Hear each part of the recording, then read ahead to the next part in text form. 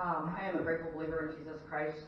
I am recovering from drug and alcohol addiction, codependency, grief, and a critical and judgmental spirit, and my name is Trisha. Hey, Trisha. So, But you make good crack chicken. at least there's some kind of good crack, right? There you go. I was born June 22nd, 1968 in Mickey Mouse Land, otherwise known as Anaheim, California. Second of two children to Peggy and Jesse Wortman. I'm not going to lie, when I first started writing that, I wanted to put my stepmoms in because it's just natural. They were married for 30 years. My parents divorced when I was 5 years old. I have very few memories of what life was like before they split up because I was so young. I do have a few. From age 5 until age 9, contact with my dad was almost non-existent. I can literally remember 3 times that I had any visits with him between those 4-year period. By age 9, I was already feeling unwanted, unloved, and abandoned by the man who should have been the first man to ever love me. And I say that because that's key, or was a key part of my future life, my future behavior, my future choices. Outward appearances made life with my mom and my stepdad appear normal, pretty uneventful.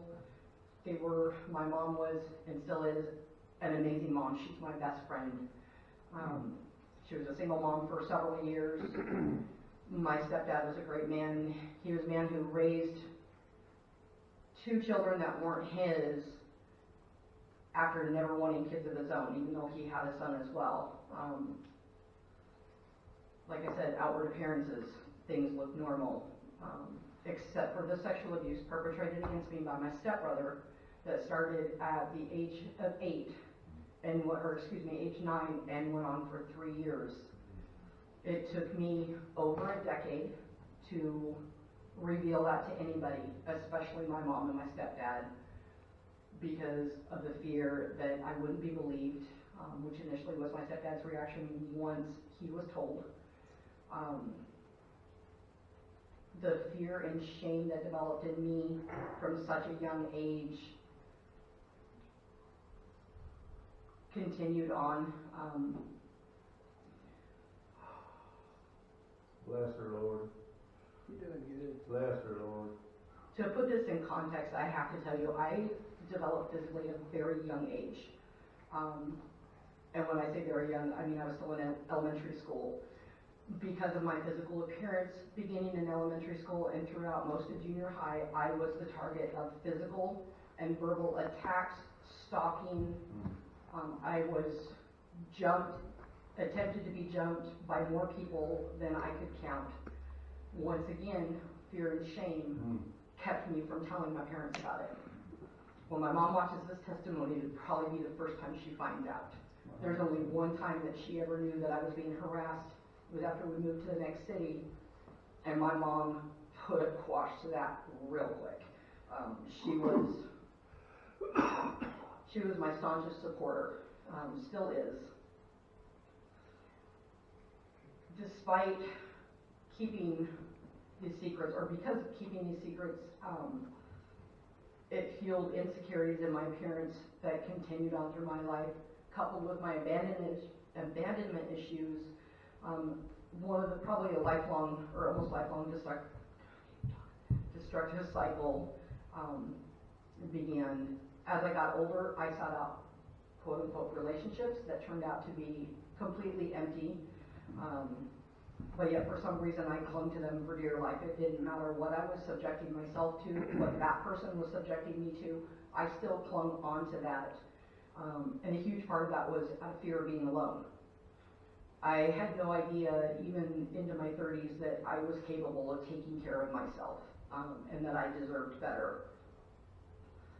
Friendships with females, very few and far between because of the physical and verbal abuse that I was subjected to throughout school.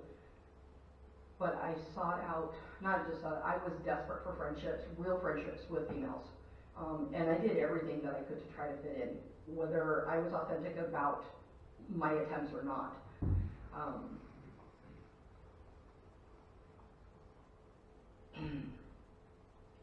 Writing this out, I was reminded of Psalm 139:13 and 14. For you created my inmost being, you knit me together in my mother's womb. I praise you because I am fearfully and wonderfully made. Your works are wonderful, I know that full well. It's taken me to the age of 53 to fully believe that about myself. Fast forward to age 19, I met the man who would become my first husband and father of my two sons, Stephen and Christopher.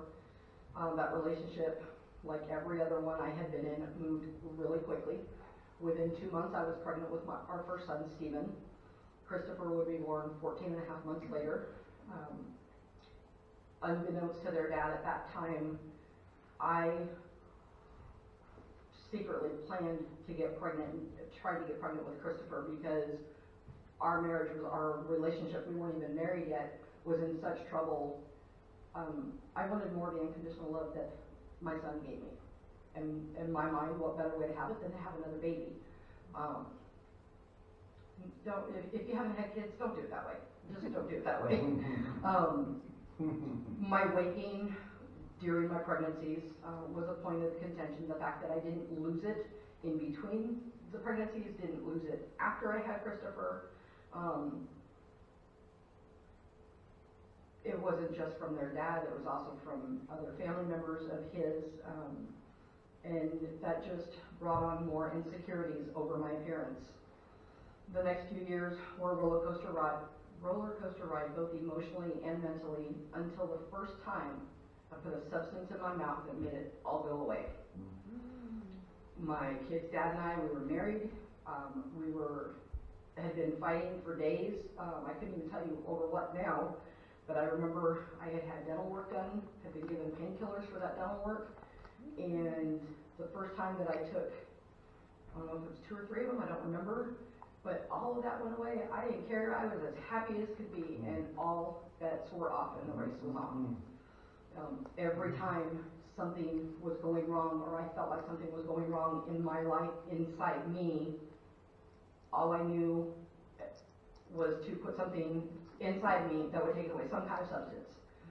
It didn't matter if it was pills, it didn't matter if it was alcohol, or sometimes a combination of both. A lot of times a combination of both. How I made it through some of those times, like literally physically made them through, I'm not sure, because there was one night that I almost didn't.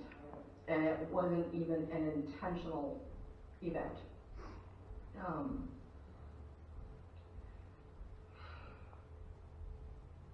I didn't just use drugs and alcohol to numb the bad times. I also used it as an excuse to celebrate the good times, or just because. Not gonna lie. There were a lot of times it was, you know what, it made me feel good this time. I just want to feel better, I just want to feel good. And so, pop a pill, take a drink, and that cycle continued for many, many years. Unfortunately for my son, this was the pattern of their life for about the next 20 to 25 years. My boys became unwilling victims to my addictions and my destructive relationships. And it would take years before I could comprehend or even begin to comprehend the damage my choices had done to them. My relationships with them as they were adults were very strained. We worked on restoring them. We're still in the process of working on restoring them. So that was what it was like. What happened, my rock bottom started September 2019 when my youngest son, Christopher, was put on a ventilator after an almost 5-year battle with critical lung disease. I flew down to California the day that I got the call. I was there in probably the quickest anybody's ever traveled between Alaska and the lower 48. November 10th of 2019, my world, as I knew it, came crashing down around me when I got the call that CJ had decided to stop all life-saving measures and just be basically put on comfort care. There was no way I was gonna get to him before he was gone. And in 2 hours, he was gone. At 29 years old. Every ounce of guilt and shame, regret that I had over not being the mom that they needed, deserved, and wanted came full force. And I began over the next year, a little over a year, the final downward spiral in my addiction. That downward spiral almost cost me everything: my husband, my marriage, my relationship with my other family members, our other children and grandchildren. I got to a point where I did not care. I didn't want to feel anything, because every time I felt something, it was the crushing weight of knowing that my son was gone. And did he know? Did he really know how much I truly loved him? I was reminded, actually, just a couple of weeks ago, or a week ago, that he did. And it was by a picture that I found in my phone from when he was in the hospital when I went down there. And because he was vented, he had to write on a whiteboard.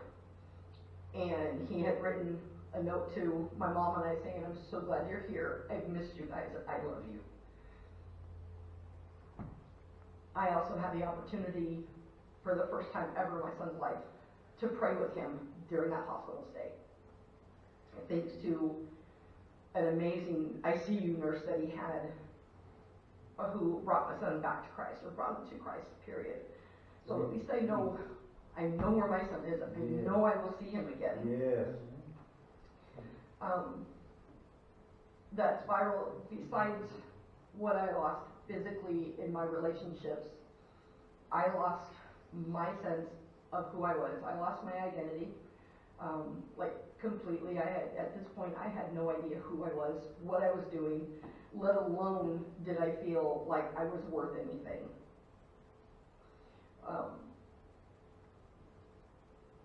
Despite the pleas from and arguments with my husband, I still continued to do whatever I wanted, whether it was drink, do drugs, spend the money that I stole from my husband.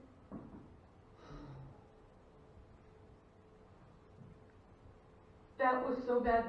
The things that I put him through, it got to the point the night that we separated, he'd had to go out and buy a safe just to keep his wallet in our own home, in our own bedroom.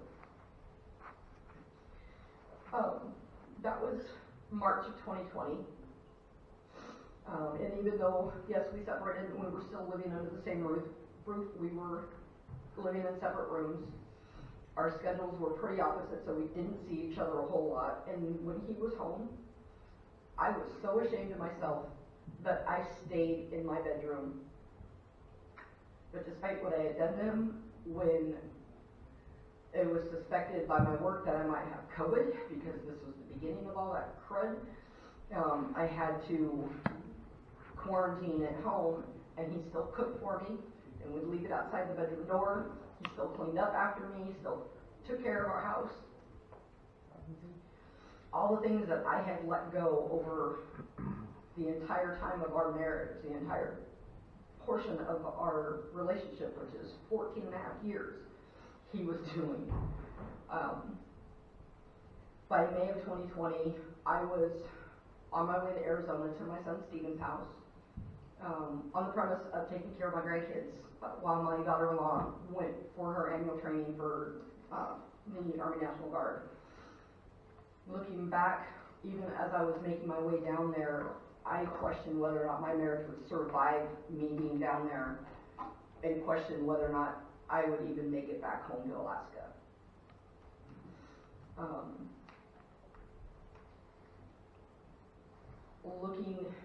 When I'm real with myself about why I went down there, it wasn't just to help my son with my grandkids. Because I found out literally the moment I landed and they picked me up that my daughter-in-law's annual training, which normally takes her out of state or at least out of the county, she would be doing mostly from home because of COVID. I also knew that I could drink whatever I wanted, whenever I wanted, and my son would never question me, my daughter-in-law would never question me, or so I thought. It didn't take long before my son put his foot down, and we had a really long conversation. Kind of hard to have a long conversation about recovery when you are hungover. I don't recommend it. But there was something different in me at that moment, and I didn't quite get it at the time. I knew I didn't want to continue being like that. Didn't want to continue waking up with the hangovers, and literally physically getting ill. But I didn't know how to change things at that point. So I made what I thought was the best of it, and made a couple of attempts to get sober and stay sober. I had 2 relapses while I was down there after that conversation with my son. I still continued to try. I was also in the belief that during my second relapse, while I was down there, I hid it all really well. My son and daughter-in-law had no idea for about a 2 to 3 week period that I was drinking almost nonstop, whether they were home or not. I kept myself busy with taking care of the grandkids and taking care of the house, trying to keep their mind off of it, and also trying to keep my mind off of it. That's when it really became clear to me that a lot of what I did is I would try to fix everybody else because I didn't know how to fix myself. I tried to fix everybody else because I thought I knew how. And that was a really long cycle with my son. I would do things for him. I would walk away from our house and take trips down to Arizona to take care of my grandkids to avoid getting my son mad at me.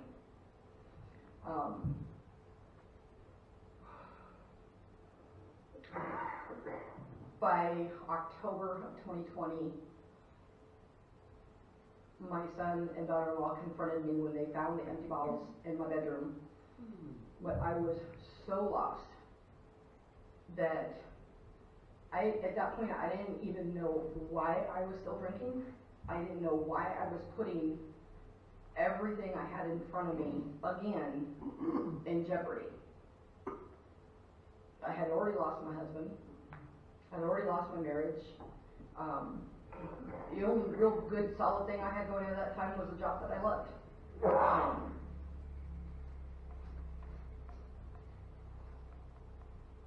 Something after that conversation with my son and my daughter-in-law, just like what I told them why I thought that I was drinking again, because my son asked me, he says, I just don't understand why, Mom. I don't understand why. And I had told him that I was struggling with dealing with the fact that I was getting a divorce, because that was in the process. I was still struggling with the loss of his brother. And he looked at me point blank, and it angered me at the time, but he looked at me point blank, he says, to me that's just an excuse. He says, but I don't have addiction issues, so maybe I'm not understanding it. He had it half right. He had it half right. But I knew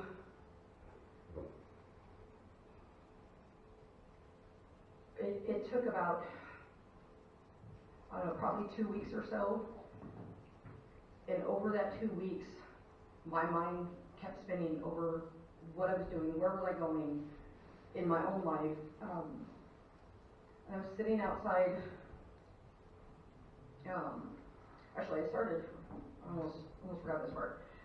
I did, even though I had just talked about it with my son and daughter-in-law before about getting into treatment down there, I hadn't made any real attempts to do that other than going to AA meetings, which the meeting that I was going to down there, I got triggered one night, I walked out in the middle of the meeting and never went back. And that wasn't the first time that it happened to me, so I knew that AA wasn't going to be it for me. I did end up, after the second relapse, starting a treatment program down there. But It gave me some basic tools, some basic things to think about, but it wasn't anything that I hadn't already heard. Because in 1999, I went through a 6-month residential treatment program, but it's still, something with it stuck.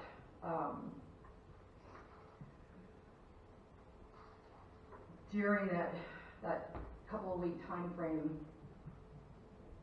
I continued to question what I was doing, where I was going, but I knew something was missing. I didn't know what it was until I was sitting on my son's front porch one morning, and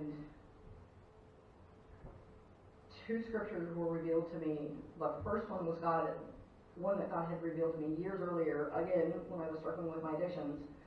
The second one was one that my husband sent me in early 2019, ironically when I was at my son's helping out with my grandkids. Supposed to be there 2 weeks, was there a month. The first one is Psalms 40, verses 1 and 2. I waited patiently for the Lord. He turned to me and heard my cry. He lifted me out of the slimy pit, out of the mud and mire. He set my feet upon a rock and gave me a firm place to stand. That one I held on to for dear life, because I knew without a doubt at that moment that was God saying, I've got this, you've got to give it to me. Yes. And for the first time in my 50 plus years, I finally fully surrendered it all to God. The second verse, so the one that my husband had sent me the year before, was 1 Corinthians 13, 4 through 7. Love is patient, love is kind, it does not envy, it does not boast, it is not proud, it does not dishonor others, it is not self-seeking, it is not easily angered, keeps no record of wrongs. Love does not always delight in evil, but rejoices with the truth. It always protects, always trusts, always hopes, always perseveres. At that moment, with tears streaming down my face, God revealed to me what was missing. My relationship with Him and my relationship with my husband.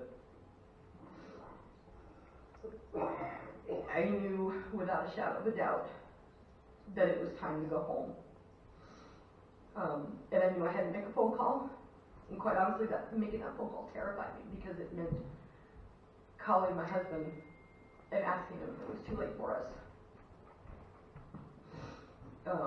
Again, as the phone was ringing, God reminded me of that love verse. To my relief, to my joy,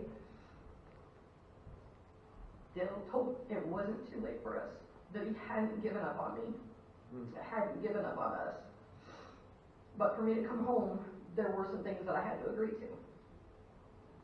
First, I had to have myself completely set up to go into a treatment program when I got home. Not come home, sit around, wait, and hope he'll forget about it, and then if he doesn't forget about it, then get going. No. And it had to be from the get-go. That was first and foremost.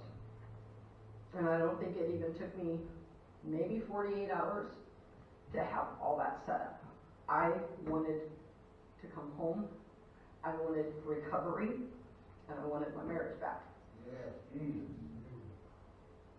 We spent the next month and a half, something like that, talking a lot, texting a lot, sometimes about us, sometimes just general chit-chat.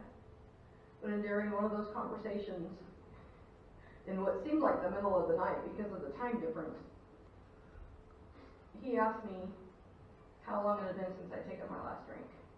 And for the first time in our entire relationship, I was point blank honest with him and told him, it's been a couple of weeks, I had a relapse, this is my sobriety date. And today, that's still my sobriety date. Amen. The big difference between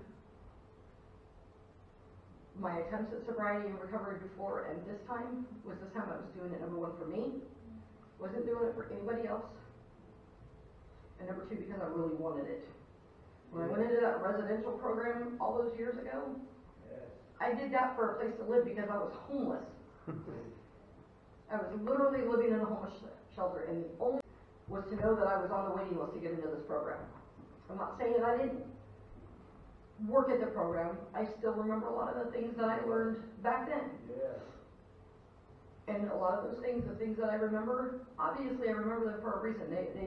They took root somehow.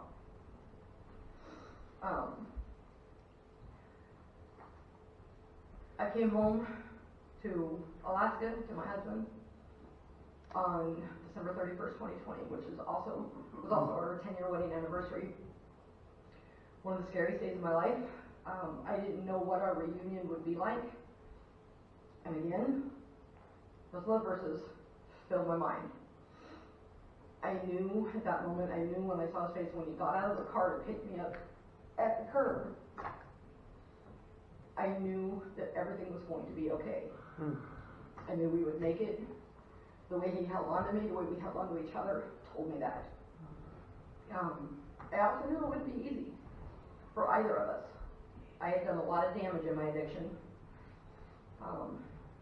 And every day, I do my best to work on restoring it, both with my marriage, with my relationships with my family, with my relationships with my friends. I have a lot of people I'm still making amends to.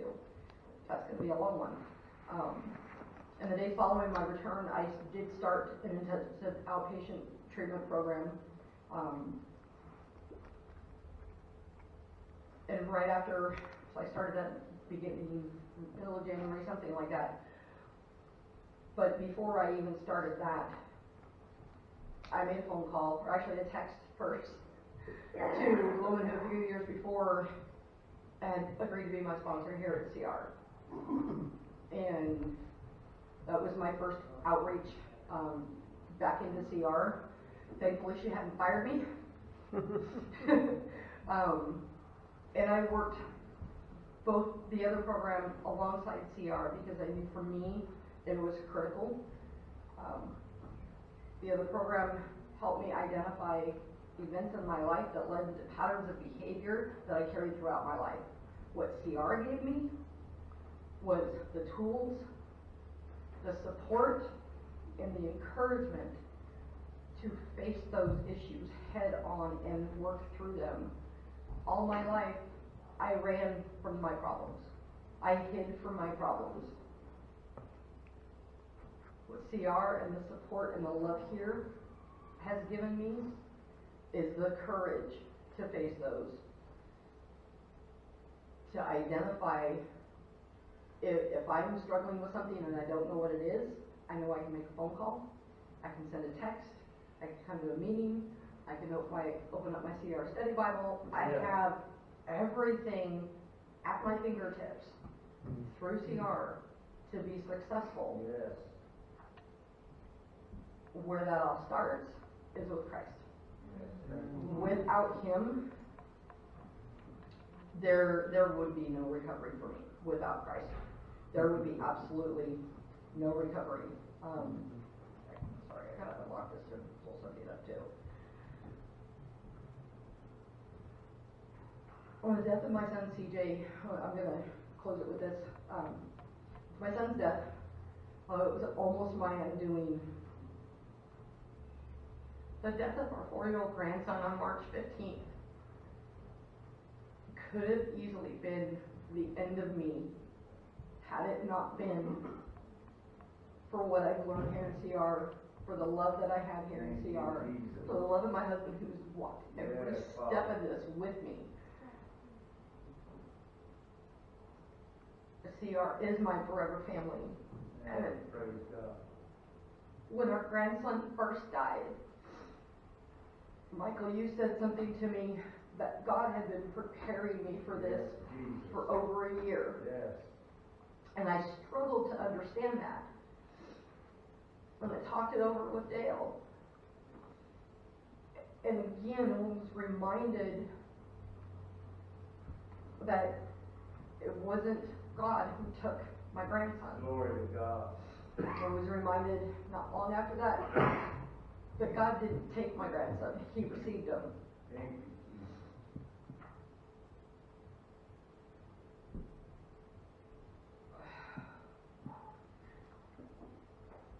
there was a devotional, and I'm going to read just part of this. I had found it just after I came home from Arizona, and it was pivotal in me understanding my son's death and what good was going to come out of that. And again, with my grandson's death, it's pivotal in me understanding what's coming out of his death. So it's from Proverbs 31. There's going to be 2 paragraphs, they're short, I promise. But let us not miss the comfort in this passage as Jesus shares his reason for waiting. We're talking about Lazarus and his death. It happened for the glory of God, so that the Son of God will receive glory from this. John 11:4. The next part of this is, you see, right before Jesus called Lazarus out of the grave, he prayed aloud to his God, his Father. You always hear me, but I said it out loud for the sake of all these people standing here, so that they will believe you sent me. John 11:42. Jesus wasn't too late to heal Lazarus. Rather, his timing allowed for the awakening of more hearts than one that day. And with both my son's and my grandson's deaths, that's exactly what has happened. With my son's death, his heart had been turned back to God before he died. With our grandson's death, it's not just my son, my son Stephen, his wife, many other family members. The overwhelming knowledge that in their worst moments, their heart, my son and his wife's hearts have been turned to Christ, and that's who they're leaning on, was just a reminder. I say all that, I get off track when I don't read, I'm sorry. Had it not been for the recovery and the love and the encouragement that I have through Christ, through Celebrate Recovery, I would not have made it through my grandson's death sober. Thank you, Jesus. Absolutely would not have made it through his death sober. Being honest and transparent, the day we left for Arizona, when my husband got home from work, before we left for the airport, I told him I was coming home from the store earlier that day and listening to one of my playlists on my phone, and the brief, and I say brief because it was thought ran through my mind, was a pill will make this all go away. Mm-hmm. But just as quickly as that thought came into my mind, the thought that no, it won't, because Yeah. I'll still be there when it's gone. Yeah. It wasn't a desire to get high. It wasn't a want. It wasn't a need. It was, to me, a natural thought that went in and went right back out. Yeah. And the fact that I could be honest and talk about it and not fear judgment over that is huge. I've learned in CR that talking about my feelings, whether it be to my sponsor, to the ladies in our small group or my step study, which, by the way, I'm on my 2nd step study. I highly recommend it. If you haven't done one already, it's not easy, and it is a commitment, but it's so worth it.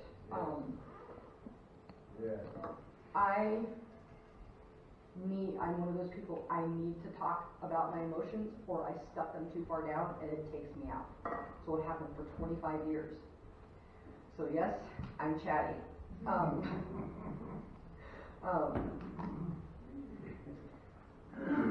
What I've learned the most through CR is that grief, pain, shame, and guilt no longer have the power to take me out.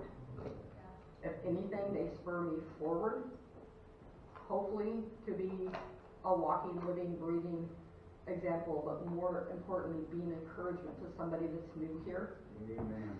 Thank you. The old timers, as a lot of us will say, or a lot of people do say, you've shown me the hope that CR works.